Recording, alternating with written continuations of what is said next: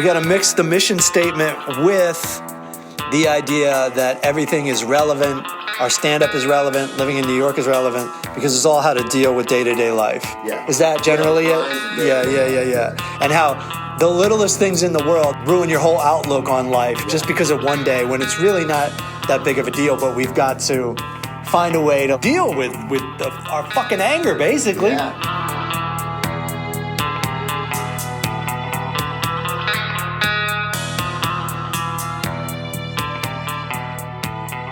Welcome to The Power of How.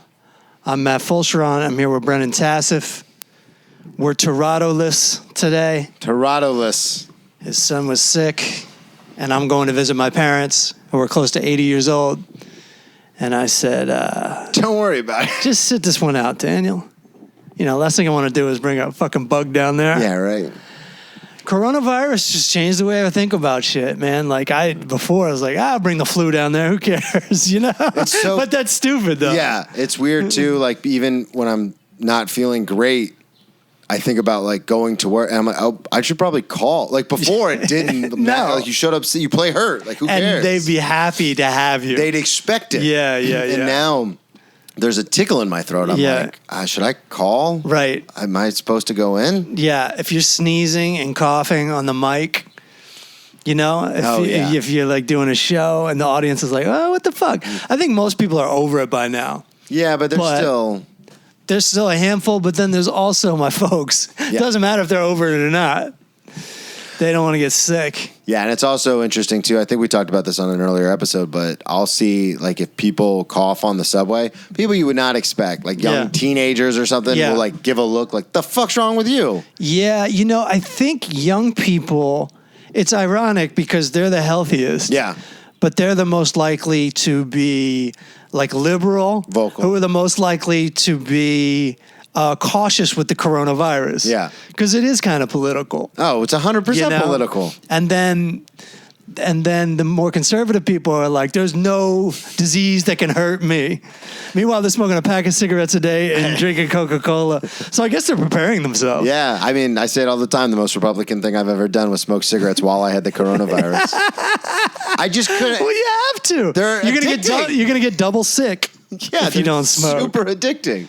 Yeah. I'm glad it's evened out. I'm glad this seems like the first year where it's like not a concern. Like no one cares about the coronavirus. Yeah. And I think that's a good thing. I was very concerned about it, but I love not being concerned about it. Yeah, I mentioned this last week, but they started putting towels back in the my gym, and I was like, oh, that's the sign. It's also the weirdest thing because they stuck with all this shit that they knew wasn't the most important shit. Mm-hmm. Like when the coronavirus first showed up, it was all about surfaces. Yeah. So it was all about don't share. Things went cashless. Oh yeah. Things went like handshakes. The biggest thing is the glass walls. Oh yeah. They put up in front of like cashiers that are still around. And all that, yeah. And like it's only like 3 feet tall. Mm-hmm. We know it doesn't work. We've known it hasn't worked since like May 2020. We were wiping because Florida. Florida was only closed for a few months, and when we came back, we had to like wipe down every menu with antibacterial, every check presenter, and that lasted for a while. And it was like, and then it came out that it's like, oh, it's not the surface thing was wrong. Yeah, because when it first happened, it was like 48 hours it lives on, and I was like, Jesus Christ, we're all gonna die. Yeah, no, because you got to eat food. Yeah, somebody else touched it at some point. At some point, somebody touched something. Right, and then it just went away. Well, it officially went away. Yeah. It was like, oh, this is airborne. This is because it was like, oh, by the way, this is way worse. Yeah, this is way worse than the surfaces. Yeah.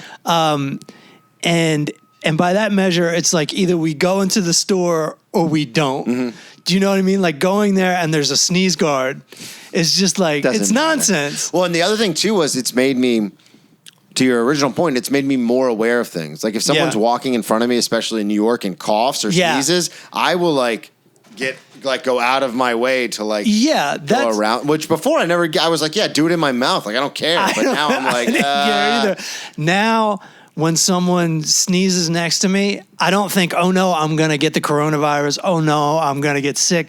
None of that. I just go, I do go, oh, I might get sick off that. But I'm also just thinking about, I'm like so conscious of the fact that I'm breathing other people's air. Yeah, which I never thought of before. Thought about that shit before. And now it's like, oh, Christ. Yeah, and after all we've been through, after everything we've been through, most people are just like, well, if that's how I'm going to die, that's how I'm going to die. Well, and it's interesting, too, because I went to work the other day and overdid it on the pre-workout, got a little crazy, and I was like throwing up halfway through the gym. Really? Yeah. So you say halfway, that means you puke, and then just like you used to drink, you puke and go back? Yeah. Oh, wow. So I'm like halfway in, but the stuff there's, long story short, there's stuff I bought years ago, and it's so strong that I was like, I'm never taking this again, but it was $200, so I'm like, I'm not throwing it away. Yeah. And then I ran out of my usual stuff, so I was like, I'll take the super strong stuff, even though I know not to. And now it's been a year, so my body has gotten so not used to it. Yeah. I took it, and I'm at the gym halfway through my workout. I go to the bathroom, I start throwing up, I get flu symptoms, like it makes me chills and achy. Yeah. And then I go finish my workout because I know it's just the pill that I took. So I'm like, I'm fine. And then I go into work and I feel like sick. And I walk in and they go, you need to go home. Like, you look sick. And I'm like, I'm fine. It's not an actual virus. It's because I took this dumb pre-workout. Yeah. But it's that same mentality where 10 years or 4 years ago, they'd be like, I used to go into work so hungover. We talked about it. I'd take an order and go throw up and come back. And they were like applauding you. Like, yes. That's a trooper.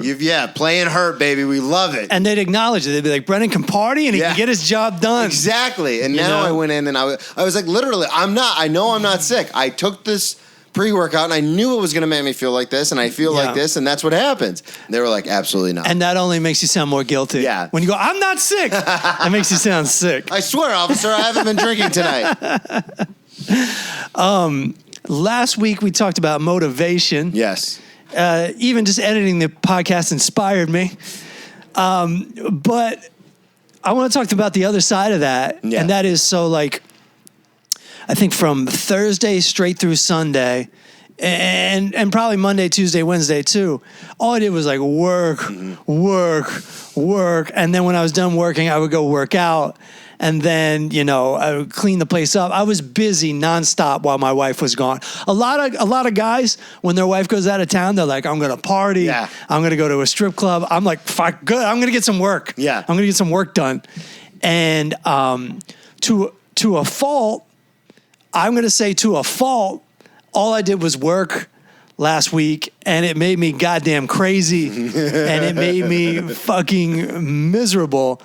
And I don't know what the right balance is, because we've always established that you've got to get your work done to feel good. Yeah. Or even just kind of like break even. It's an American mentality. And at my age, and with the American diet, I do have to exercise every day, I feel like. And it's just nutty, because I lost my mind just the other way around. Mm-hmm. Just like... Went too far that way. I went too far. And we always talk about the war of art, but there's this other book called The Artist's Way. Have you heard of this one? Yeah, we talked about it before. And this one is all about it's almost the opposite. It's like, feeling blocked creatively? Go to the movies. Go for a walk on the beach. And I do feel like I have to go that way sometimes. In fact, I was just telling my wife, because you work and work and work and work, and you have to work without thinking about the results. Yeah. But then every once in a while, you're like, how about some results? We were talking about this. You literally sent me a text, because that's something I am so familiar with. We were texting back and forth. Like once a month. And I literally was telling you, I was like, I got home at 11. I slept at my girlfriend's house in Astoria. I got home at 11 a.m.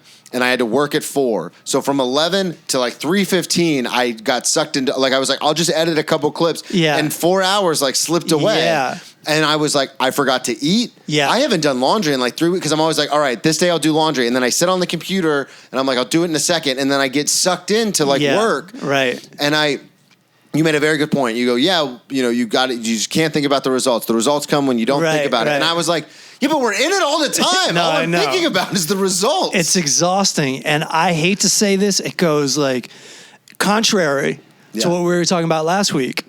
But it's almost like sometimes you just got to get lost a little bit, like this Artist Way.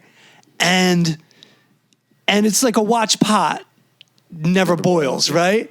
So it's like you kind of like take your mind off it. That email's coming at the same time that it normally would, but you're just not checking your emails every 30 minutes. I used to have a chef, an executive chef that I worked with for a long time, love him to death. And I remember when I'd go in the back, I would stare at the broiler. Yeah. And he goes, hey, Brennan, you know if you stare at it, it cooks faster, right? And I'm like, I get it, man. I get it.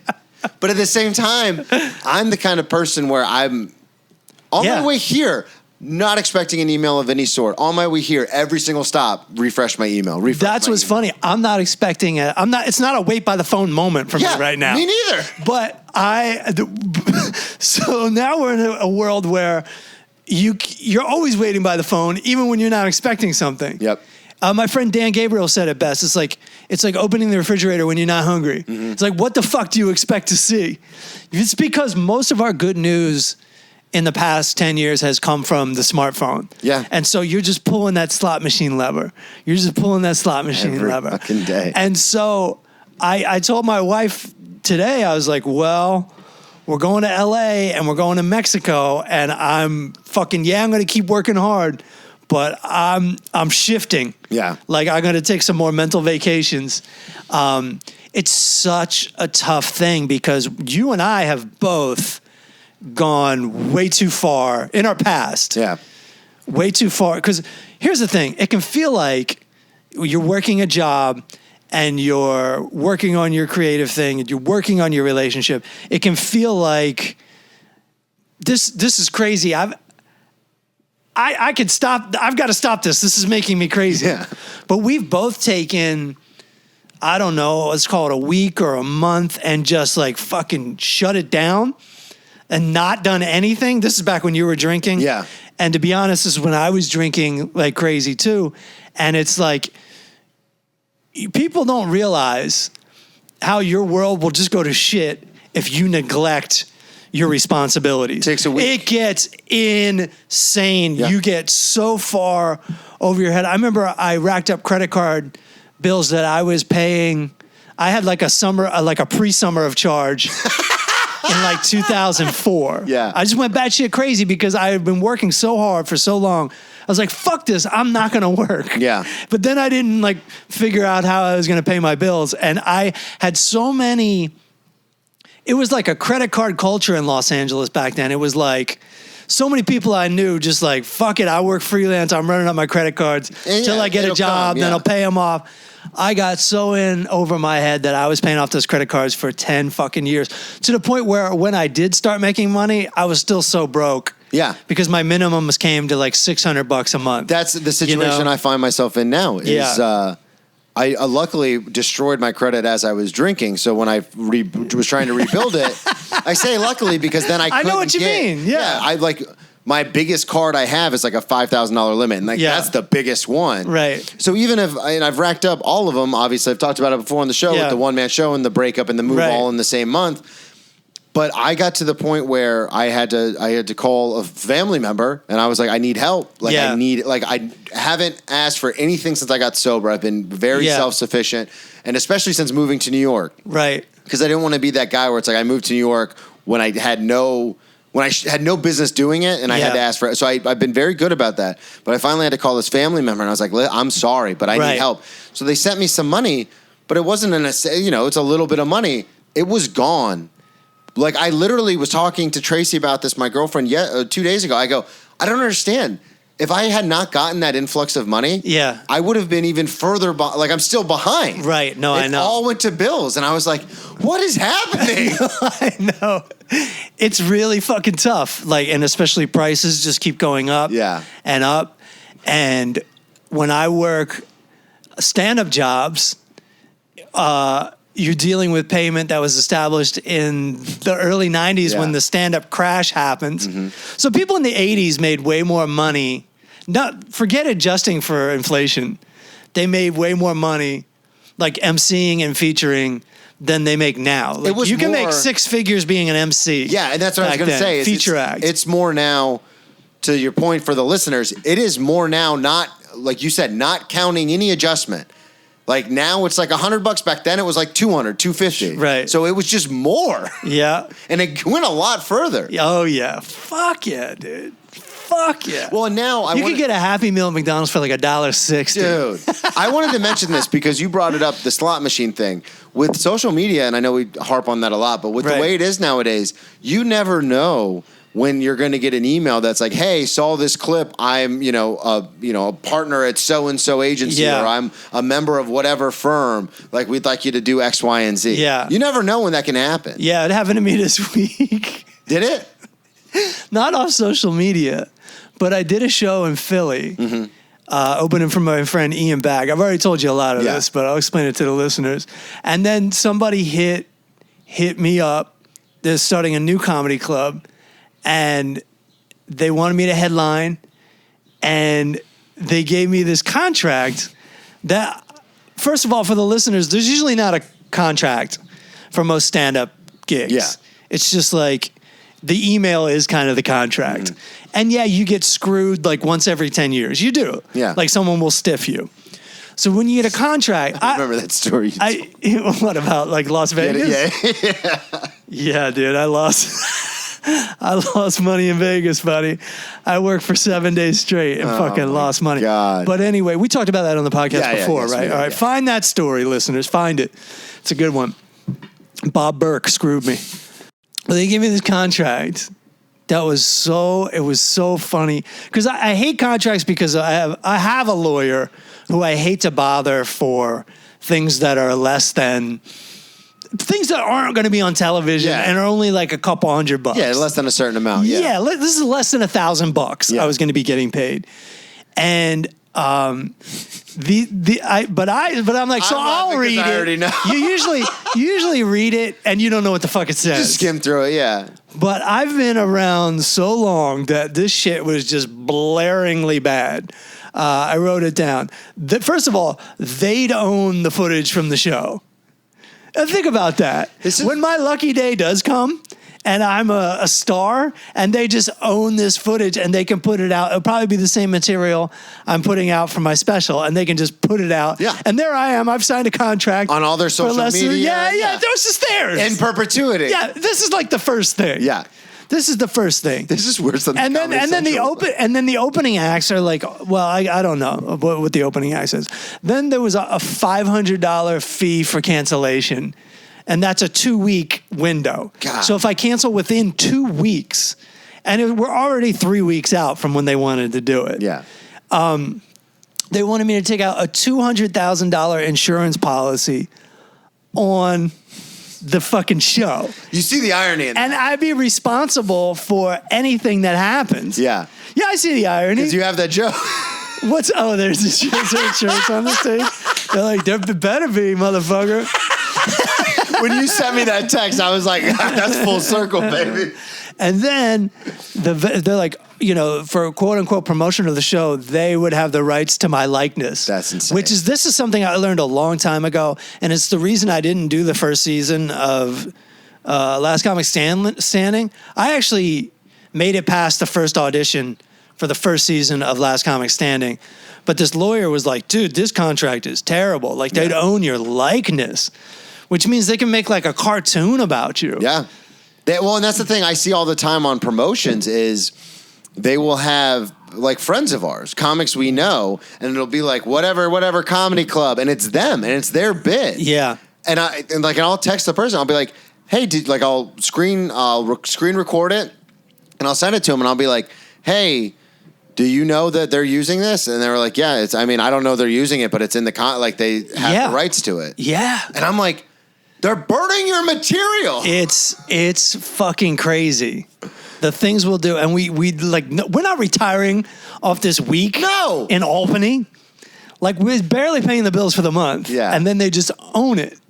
They don't own it, but they can use it. That's the thing. It's like they might not own it, but because I know we've talked about it before, but like getting the certain footage from certain companies and stuff like that is a little more difficult than like a comedy club. But at the same time, they can cut it up and use it whenever they want, however they want. And so that's the thing that bothers me is because our material is so precious to us. Yeah. Because it's our stuff. So even if someone, like premises are one thing because we all have a lot of parallel thinking. Yeah. But it's like, and that's why don't ever hesitate when someone goes, oh, that sounds a lot like, because I'm a storyteller. And I go, well, these all happen to me, so I don't know what you want. Like, but the fact that these club owners and stuff who probably did like 10 open mics back in the day and then never wanted to do it again. But they love comedy, so like, I'll open a club. It's like, you can't just mine other people's work. Like, this is insane. No. But that's where we're at, because every single stand-up set is taped now. Yeah.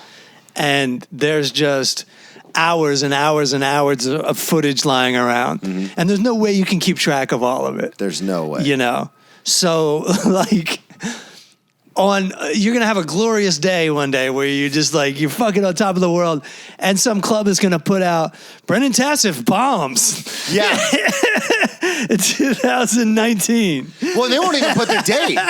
They'll be like, Brennan, and then people are going to be like, dude, was this you last weekend? And it's like, well, no, that was 5 years ago. God. I remember one time there was this news article. It was trending. It was like, Tiffany Haddish bombs in Miami on New Year's Eve. I'm like, yeah, it was Miami on New Year's Eve. She's gonna bomb. Nothing disrespectful to her. That's what happens. Those are two tough elements. Yeah. God, the Miami shows. I started in South Florida. Miami's rough, baby. And New Year's is rough, too. I started in South Florida, and some of those shows, it's like, what the fuck are we even doing? They're not even listening. No. And then she's going to do a big show, like a concert. Like, they're just going to be chatting. Yeah, just drink. I remember, speaking of that, the first show I did, December 2020, we were reopened in the South. Mm-hmm. And I remember me and Marcus Crespo, a very good buddy of mine, huge comic in the Southeast, he took me out to feature for him. Yeah. 250-seater. This is December of 2020. Yeah. 250-seater in Georgia. Some like bar that had like a big hall in it. You know those shows. Yeah. And I remember people were so excited just to be out. No one was listening. Yeah. And I got up, and this is like New Year's Eve on steroids, because people have been in their homes for 3 months, like locked up, like couldn't go anywhere. Oh yeah, 2020. People wanted to celebrate. And so this was the first like big thing that had happened since the pandemic. Right. And I know it sounds crazy to listeners because they're like, December of 2020. Well, I was in the South that opened up earlier. I think a lot of the country was like an optional thing. Yeah. After New York and California was different. Yeah. And then everybody else was just doing using their best judgment. Yeah. Whether it was their best judgment or not, they were just like using it. But people were so excited to be out. And I remember I went up second. Because they had, you know, the shows where it's like, oh, you know, he'll be your feature, but we have like 3 other people we promise spots. Yeah. So it's like a 5-minute, the host does 7, then a 5-minute, then me for 15, and then another 5-minute, then the headliner. So I'm in there, so I went up third, and I remember like when I went up, I was starting to lose everything. And I'm loud and boisterous and telling crazy fucking stories. Yeah. Well, I'm a big dude. I mean, that does play into it. I know it does. Yeah. And I was starting to lose them. Yeah. So then the next comic went up, was only supposed to do 5, ran the light, did 15, lost the whole audience. Awesome. And then my Marcus went up there, and dude, and he's a fucking pro. Yeah. And 20 minutes into it, the host looks at me, and because he also knows Mark, and he goes, I love Marcus, but I think I'm going to light him. Yeah, just light him. And he lit him, and Marcus was like, thank God. There's nothing better than a half day at work. Dude. Everyone listening knows that's true. Yeah. When you get to fucking light. I got the light in Vegas one time, and I knew it was 5 minutes early. And I like I'm not afraid to talk to the sound guy. That's one of the cool things about me. The audience might not think so, but I'll be like, hey, I'm not supposed to get off till 8:25. Is that the light? And the dude goes, yeah, it's the light. You're lighting you at 8:20, even though we had a discussion beforehand. Yeah. And I go, all right, this is the light. This is the light. He goes, yeah, that's the light. And he's acting like, yeah, that's the light. And I'm like, all right, everybody. And it kind of sucked because I had like just got them. The momentum. Yeah. And I was like, all right, well, I guess that's it. But in Vegas, it's all about getting off stage at the right time. Yeah. Because they just want to get people back into the casino. Mm-hmm. And then he comes running back in the green room and he's like, did you hear what I said? I go, yeah, you said that's the light. And he goes, no, then I said, no, you still have 5 more minutes. And I was like, dude. No, you didn't. No, you didn't. I was like, dude. No, you didn't. Let's go to the videotape.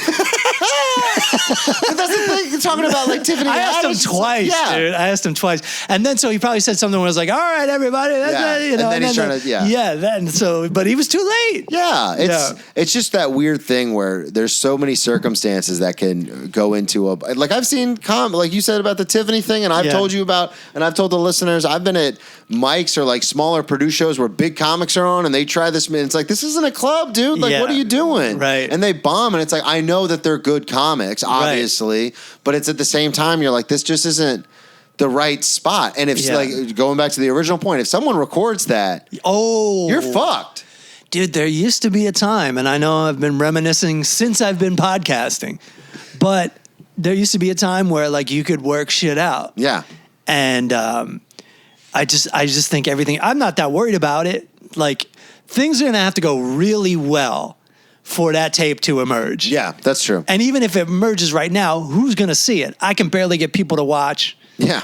You know, but... Dude, I just wrote a joke. But if you're having the worst day, if you're having the worst time on stage of all time and it goes like horribly wrong, and I don't think most clubs would do this, but somebody could tape it in the audience or somebody, and it's just There's not very over. many clubs that pouch phones. Right. Like everyone hears about it because like Rogan and Chappelle talk about it, but it doesn't happen as often as and you the clubs like it because their emblem is in the back. Free promotion. And whether it's a bad set or a good set, it just puts people's mind like, oh, well, and also, New York Comedy Club. Yeah. Do you know how cool it was when I went, because the Cellar does it, but the Stand doesn't. So when I went and did a show at the Stand, and like I had a couple of friends come and they were taking, dude, that was like the highlight of my career. Right. I'm at one of the second biggest club in the biggest city for comedy in the world. Yeah. That was a huge highlight. Right. So like I was like, yeah, everyone pull out your phones. But the set was bad. Luckily no one was recording. They were still just taking photographs pictures. are amazing. Yeah, we've talked about this before. I think it was on my show. But yeah, like you could take, as long as you're close enough to the stage and don't get the audience, dude, it's fucking crushed it. Right.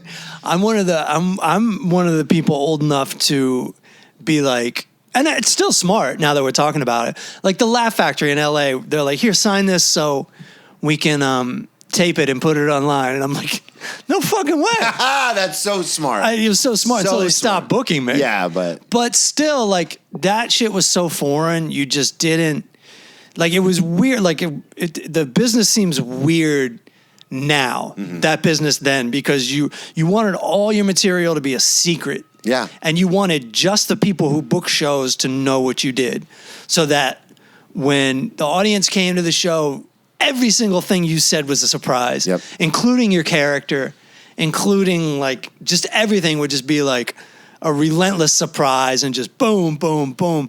But now in the age of Yelp, people want to know exactly what they're getting, and they'd rather hear a joke repeated than like not know what they're getting into. Yeah, I've said it before. I had a joke that I put up online. One of my favorite jokes about the movie lines got like 20,000 views, and I stopped doing it. Yeah. Because I was like, oh, I can't do this bit anymore because like so many people have seen it. Yeah. And that's not what, like, it's a good joke. Like, you're supposed to keep to have working it, on man. it and keep doing it. And it's supposed to be ours. Yeah. It's supposed to be mine. Right. But now I look at it and I'm like, oh, well, I was like, oh, I'll bring it back. I had a show a couple weeks ago and I was like, oh, I'll bring back, I love this bit. I love this bit. Right. And it's a silly bit, and everyone tells me I need to be sillier, and it encapsulates me because I'm talking about quoting movie lines in real life. I was like, this is so me. Yeah. And I did it at an open mic, and halfway through it, everyone's just kind of looking at me because they've heard it a bunch. From seeing it all, and I just bailed. I was just like, I'm not going to fucking do this bit.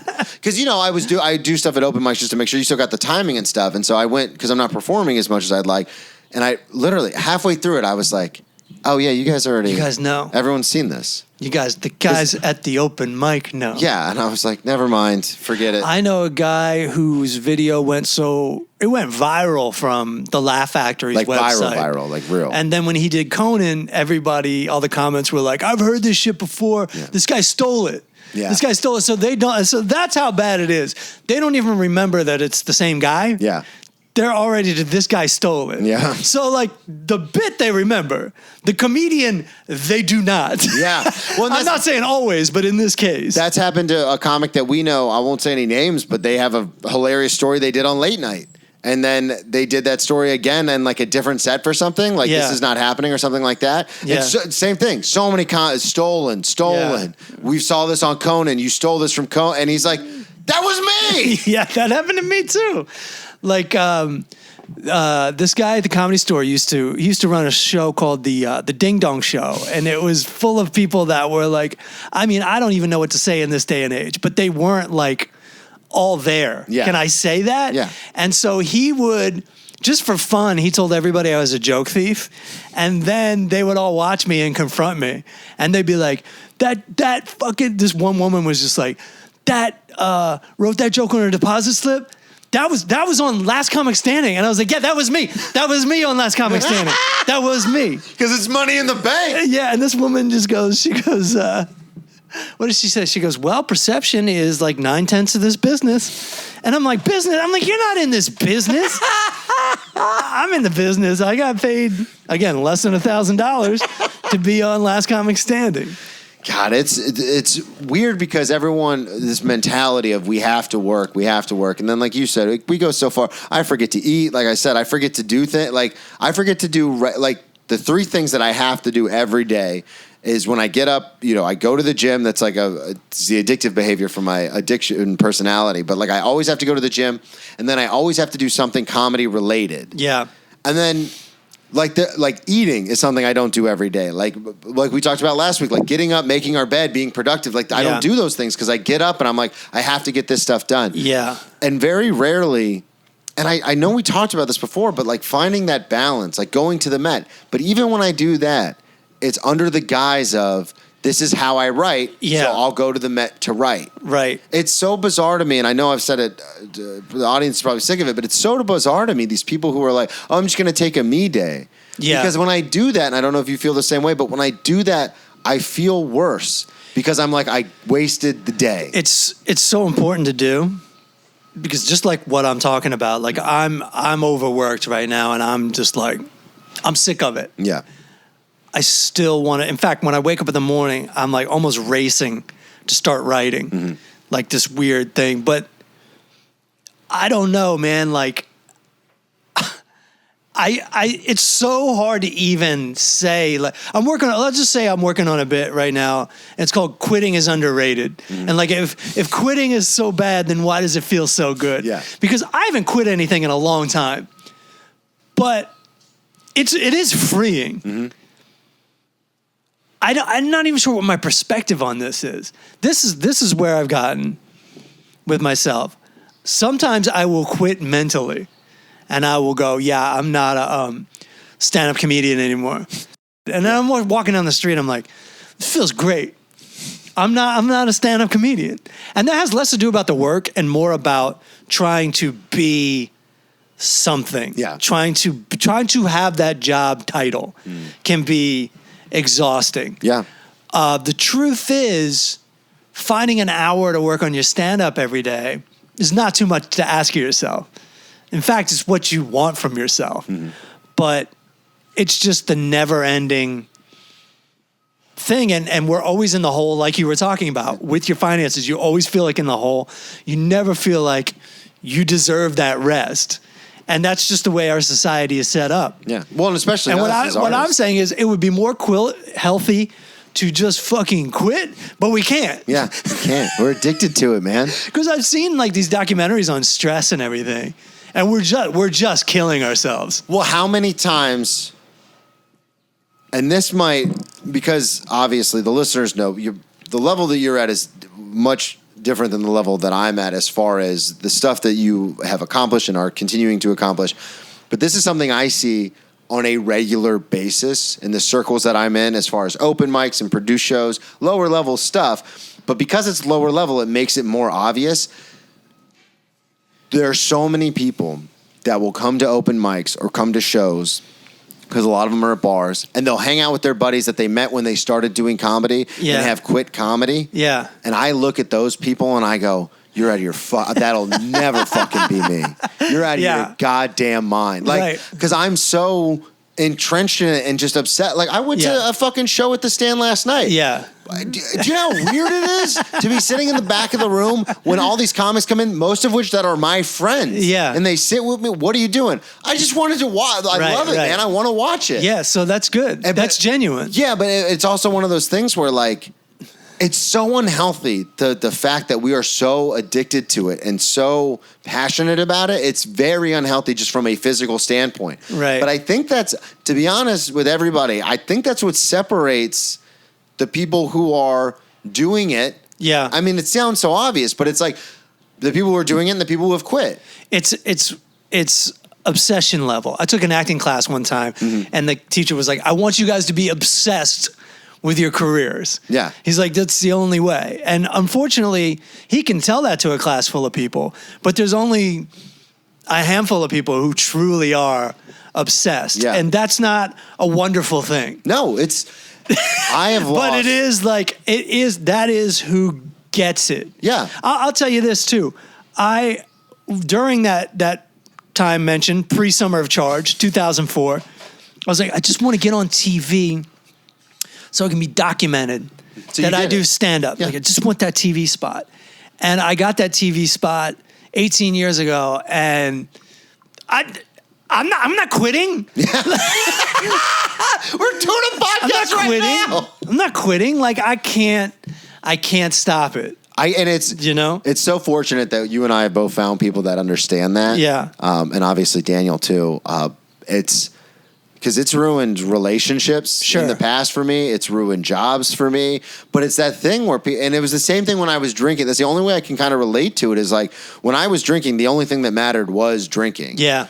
And I was still doing comedy and it was horrific, but I was still doing it because I loved it. And then when I quit drinking, like this is me. And it's so difficult sometimes because I've been in relationships, especially the one that I just got out of, where it's like, oh, let's just do what we feel. Let's go to dinner and see what we're feeling. And it's like, well, you say that, but there's a couple of mics I want to hit late night, and I'd like us to be done with dinner around 9, or there's a show I want to go to, or there's a comic that I want to hang out with. Yeah. And so many people, and we know this from reality, so many people don't understand it. How many times, I mean, you obviously dealt with this.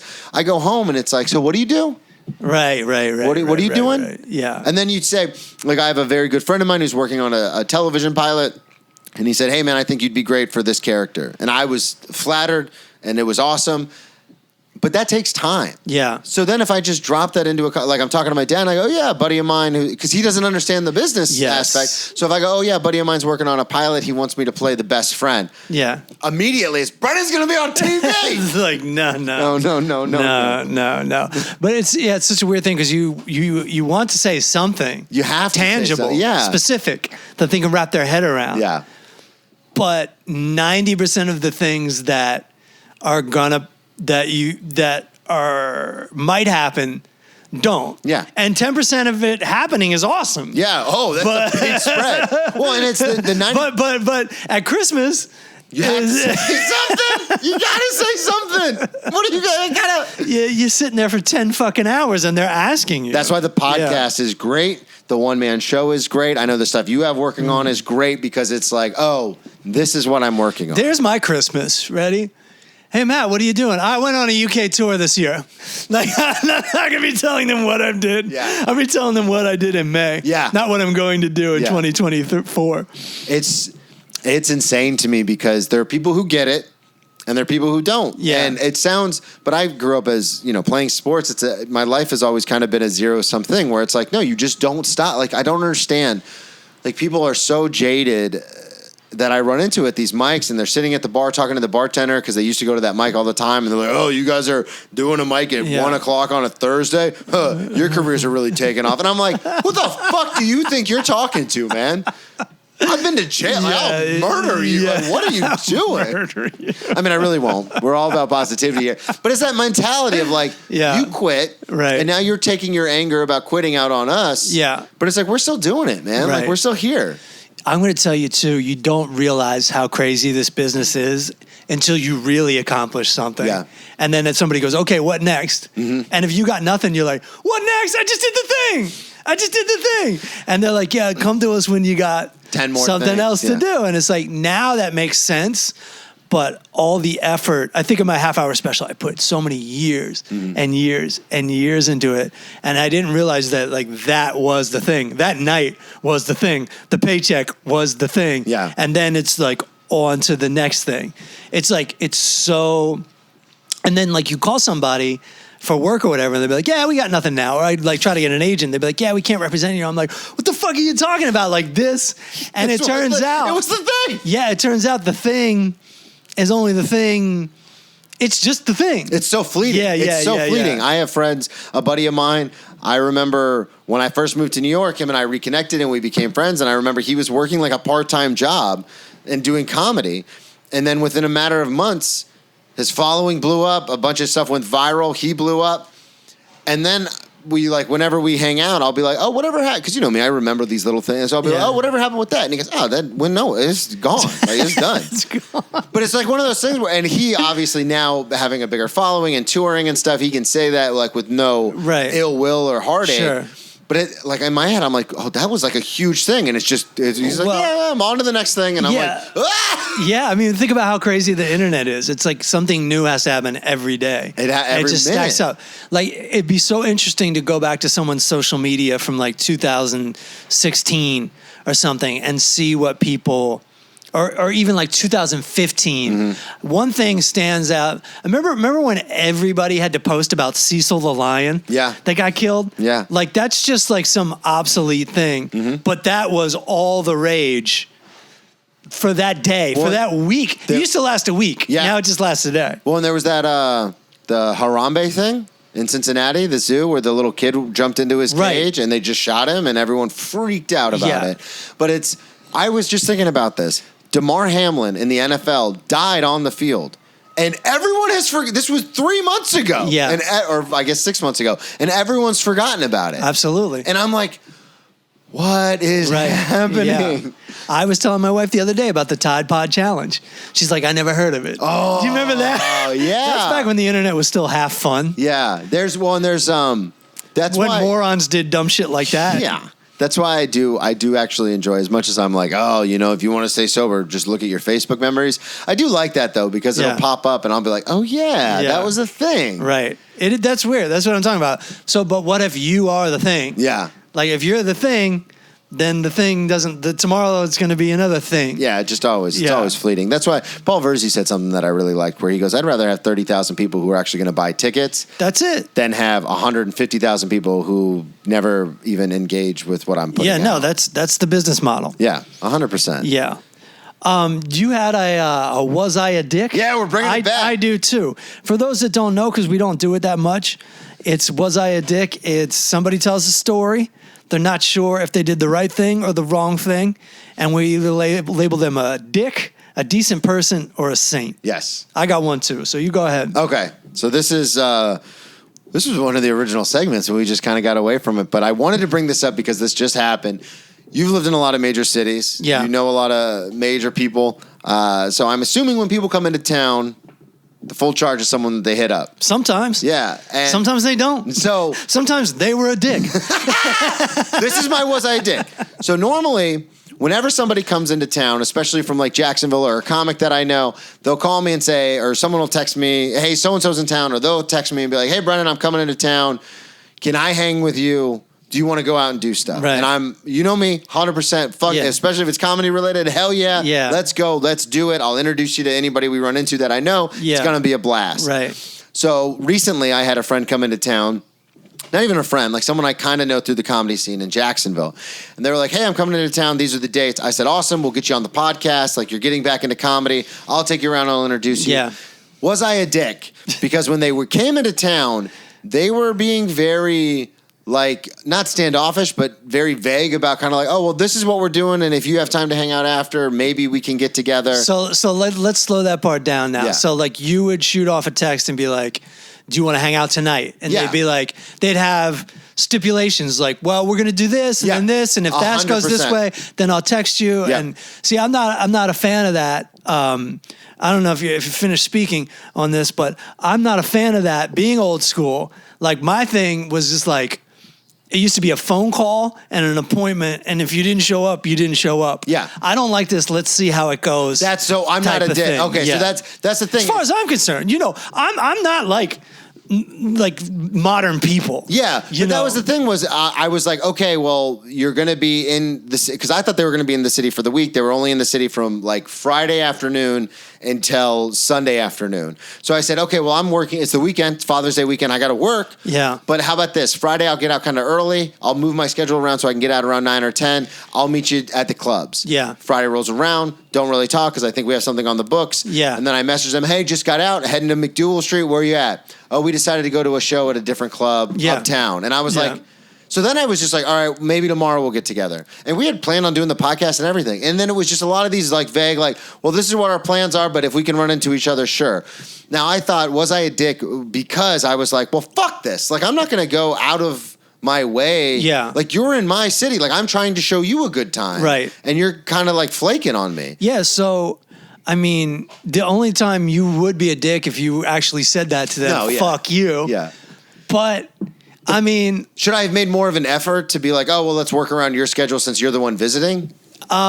Tell me the specifics again. Like, so they kind of ditched you on one thing. Yeah, so they ditched you. The very first night, but they left it to like, oh, I'll text you. We'll text back and forth. Like, we'll text you when we're done. But there was a plan. Yeah. So originally it was, and they bailed on the plan. Yeah. And then what's the second part? So then the second part was I was kind of like out. After that, I was like, oh, well, maybe if we have time tomorrow, we can hang out. And he goes, yeah, sure. Maybe we can get lunch.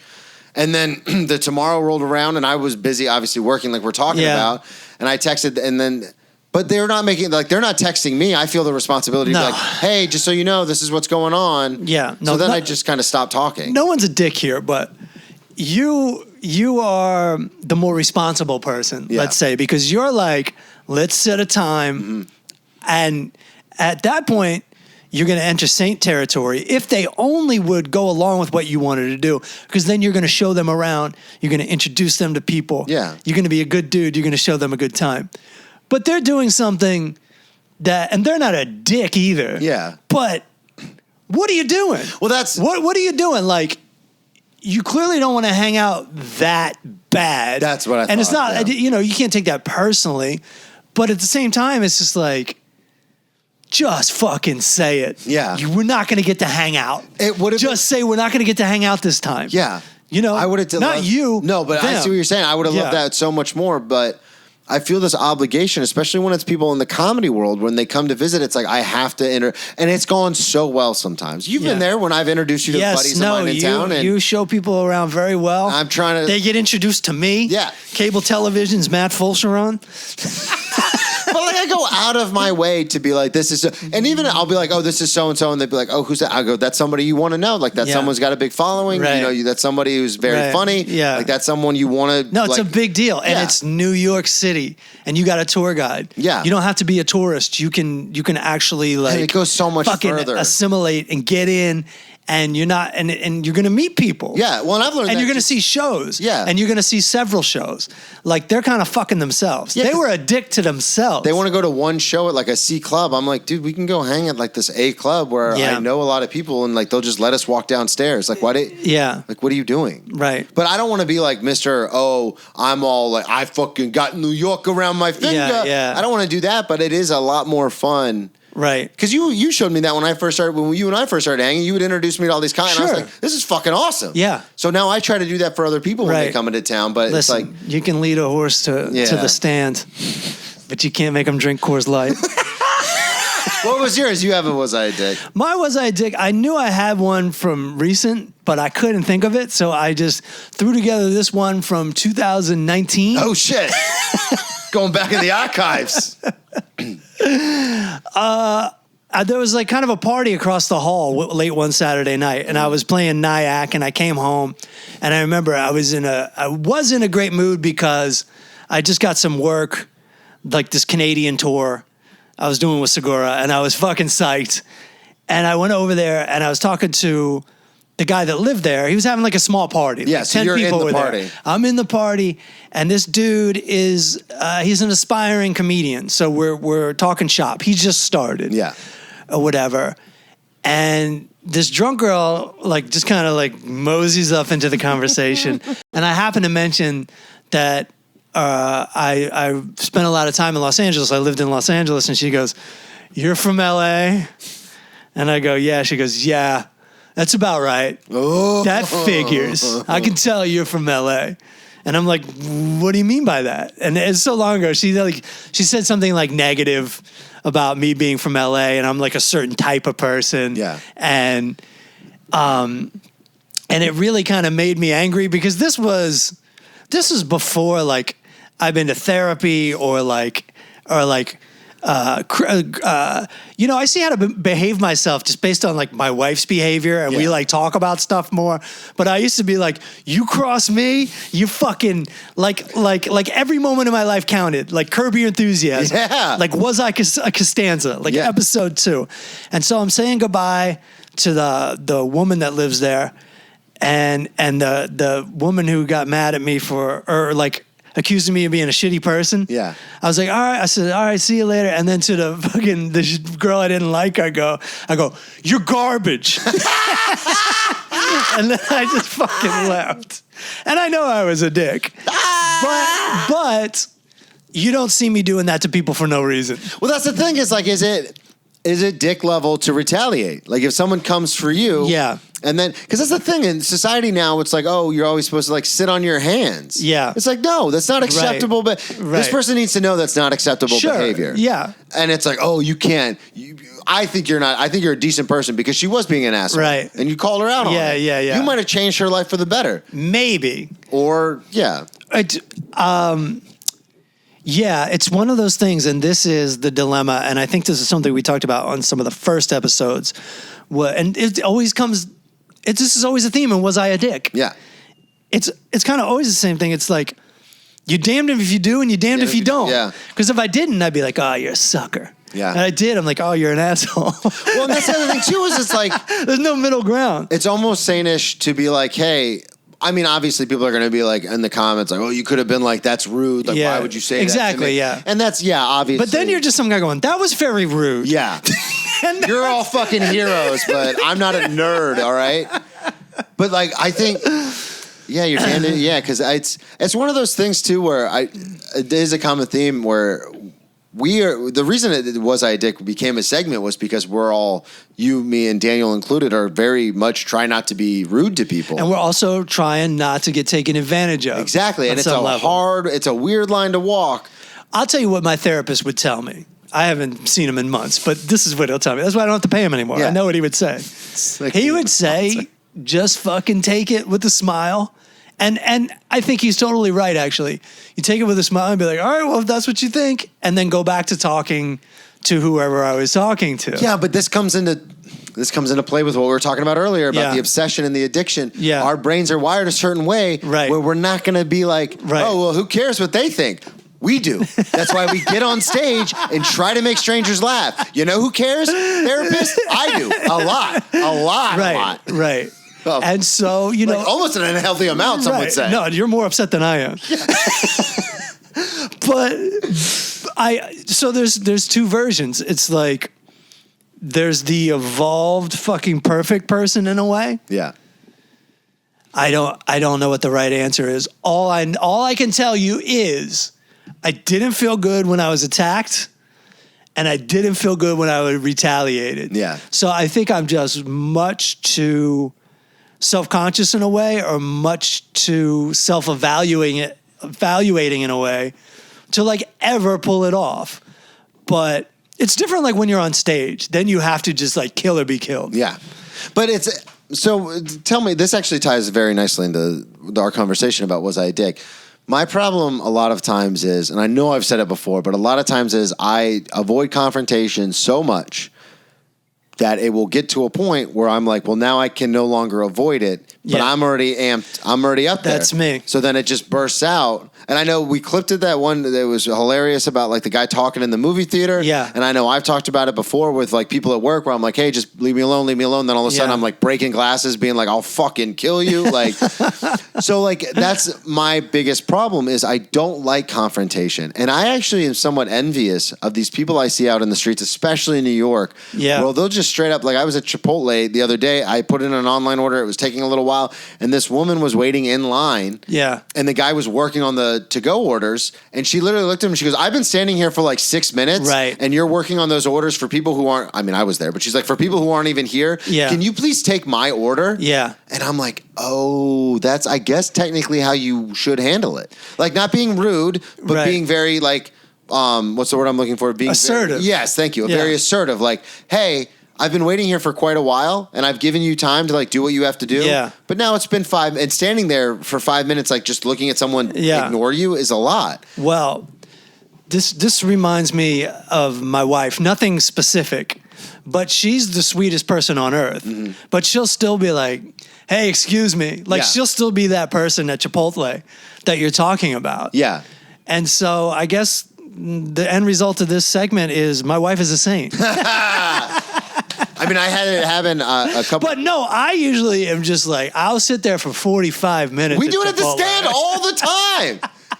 We literally will joke back and forth after an hour, like, I guess we're not getting a check. Right, and not only that, we'll be harassed. Yeah. Like, the manager will come up and be like, you got to order something if you want to sit here. We're like, we want to order something. No one will take our fucking order. We'd love to. And then they still, and then still nobody comes to take our order. It's bizarro world. And it's funny, too, because I'm trying to overpay for pizza now. Yeah, I'd like to pay way too much for this. But I mean, this happened a couple weeks ago. I had another person in town who I was actually showing a good time to, and at the stand, as always, and the server walked by, and I was doing the check zone, like, hey, can we? Yeah. And then finally, because he's not like a comic, he was just like coming to hang out, and he turns around and he goes, "Excuse me, we'll take the check now." And I was like, right. Oh, we can do that. People do it to me all the time as a server. I was like, oh yeah, I can just be like, excuse me. The worst thing that'll happen is they won't bring you the check. Yeah, that's and you can be like, you know what? I'm out. You just go up to the hostess and be like, I asked 4 fucking times. Yeah. I'm not paying you. I'm out. All right. Episode 21 of The Power of How. We're clocking in 5 months here. Can you believe it? 21. I can't believe it. I'm happy. I feel like we accomplished something. Yeah, man. These numbers are getting big. Yeah. And then the other side of it is you're supposed to do 52 of these a year. It's like, what the fuck? No. It's so crazy. We got to do something special for episode 26, halfway. 26, okay. Yeah, we will. See if I can rent out the private room downstairs or something. Let's get a studio. Yeah. Let's have a pizza party. Hell yeah. Let's do something fun. Let's reward ourselves for all this hard work. I'm serious. Yeah. I mean, because we were talking about, do we quit? Do we keep going? Well, we're keeping going. So let's take 30 minutes of not trying that hard and celebrate. Let's do it. All right. See ya. Thanks for listening. Peace. Thanks for listening to The Power of How. Music by Daniel Torado. Artwork by Nelson Diaz. Follow us on all the social medias at The Power of How Podcast. Rate, review, and subscribe, and check us out at patreon.com/The Power of How Podcast. Send us some positive vibes in the form of U.S. currency. See you next week, everybody.